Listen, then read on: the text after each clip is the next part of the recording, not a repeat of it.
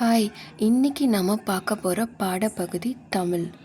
புள்ளி எழுத்துக்கள் என்றால் என்ன? புள்ளி எழுத்துக்கள் அப்படின்னா எழுத்துக்கள் மேல் புள்ளி வைக்கப்படும் மெய் எழுத்துக்களை புள்ளி எழுத்துக்கள் என்று அழைக்கிறோம். இங்கே பாருங்கள், இந்த புள்ளி எழுத்துக்களை நம்ம படிக்கும்போது இங்கு ஹாப் சவுண்டு மட்டும்தான் வரும், நீண்டு ஒலிக்காது.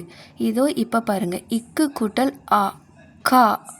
இங்கு கூட்டல் ஆ, கா. என்ன சவுண்டு கடைசியாக முடியுது? ஆ சவுண்டு முடியுது. கா, கா. இந்த எழுத்துக்கள் எல்லாமே ஆ நீண்டு ஒலிக்கும். பட் மெய்யெழுத்துக்களில் நம்ம புள்ளி வைக்கும் பொழுது இங்கு ஹாப் சவுண்டு மட்டும்தான் வரும். மெய்யெழுத்துக்களில் நீண்டு ஒலிக்காது. ஓகேங்களா? இந்த மாதிரி தமிழ் பேசிக் உங்களுக்கு பயனுள்ளதாக இருந்தால் என்ன ஃபாலோ பண்ணுங்கள்.